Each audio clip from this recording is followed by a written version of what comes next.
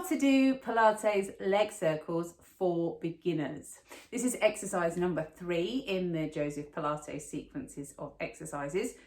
You might wonder why I have a pencil attached to my knee. That's all going to become clear in a moment. My name's Karen. I've been teaching Pilates for over 15 years, and this is part of a sequence of videos I've been putting together to help you master and help you understand some of the basic or fundamental Pilates moves. Now, the Pilates leg circles are all about trying to create that length through the leg and also through the hip, trying to create space in the hip joint, whilst at the same time, we're trying to really stabilize using your trunk. So we've warmed up with the 100, we've got the back moving with the roll up, and now we really start to get to this idea of becoming more stable, but we're only using one leg. So we're gonna have to think about how to maintain that stability. So let's come down onto the mat.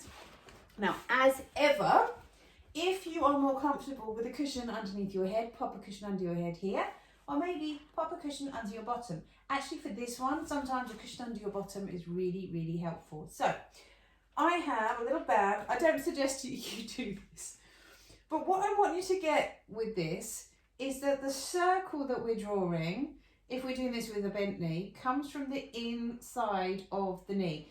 We're not circling the foot around here. We're not circling the knee around here. The circle is here. So I'm going to keep that there to help. We're going to bring thumbs here, hands on tummy, shoulders down to start off with, and just take that moment to feel that length in the back of the neck, those ribs connecting with the floor, and just feel your thighs are talking to each other here. So you get that connection through the insides of your thighs. Now we're also going to need here to use those hands a little bit for some connection and some control. So can you feel for me like the backs of your arms and the backs of your wrists are providing a bit of stability? Now, how do those hips feel on the mat underneath you? We want to keep them level, and this is really key here. So if I now use my out breath and float this knee up over my hip, so my pencil is pointing up to the ceiling.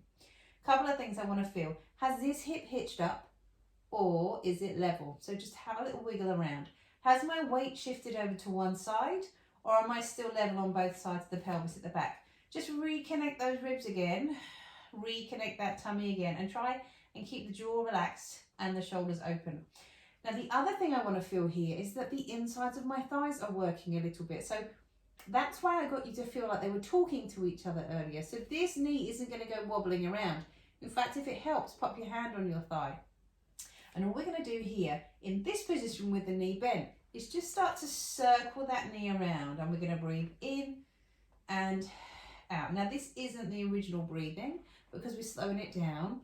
I just want you to feel that you've got that control. So we breathe in and out, and then circle that knee around in the opposite direction. Now, at this level, both hips are staying pretty much on the floor. When we start to increase the intensity, there'll be some movement there. So just feel for the ribs staying down. Let that foot come down. I'm going to change sides. Let this knee lift up. Breathe in here. Exhale, ribs down. I'm going to breathe in, circle. And my focus here is on keeping that trunk steady, on keeping this thigh still. So this is like your anchor. And I often say in Pilates, the thing that's moving isn't necessarily the thing that's working. So yes, we're circling this leg around, but actually we're trying to stabilize through the rest of the trunk. And then let your foot come down to the floor. Now, at this point, I'm going to lose this pencil and my little band. Oops. And then from here, we start to increase the range. So the first thing we're going to do here, and I'm just going to show you on one leg, my hands on the tummy, this foot comes up towards the ceiling now. If you're not particularly flexible, you might find you need a little bend, and that's absolutely fine. Equally, you might find you need a little bit of assistance here. So we come back to my little blanket or a towel, and we just could hold this leg up here, out and away from you. And that's going to give you a little bit of assistance if you need it. So that's fine as well. Sometimes it's quite nice to do actually with a band or a little towel. So your hands by your sides. Now I'm going to press my hands down. Are my hips level?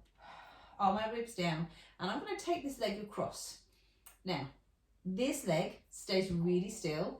This hip is just going to lift ever so slightly off the floor, but the ribs stay down. And then this leg's going to come out to the side, and now I stay really stable. So I almost feel that the backs of my hips are working in this one to keep me stable.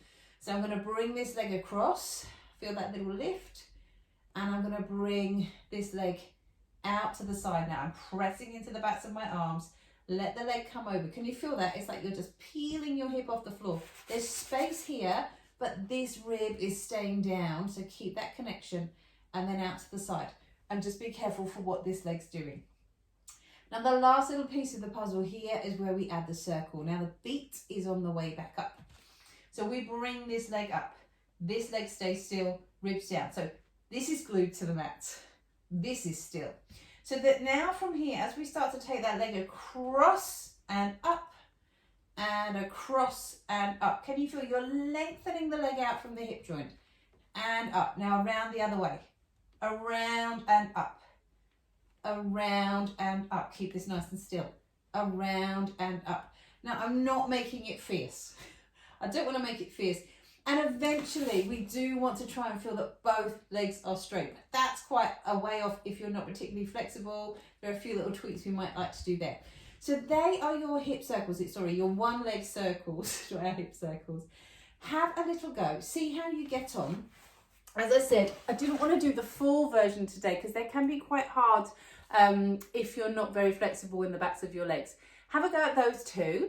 We will add some progressions at a later stage, but this is just for beginners today. And if you have any questions about this exercise, as ever, pop a comment below, ask me about it, because I really would, if there's something you're stuck with, ask me and I will do my best to answer, or find someone that does.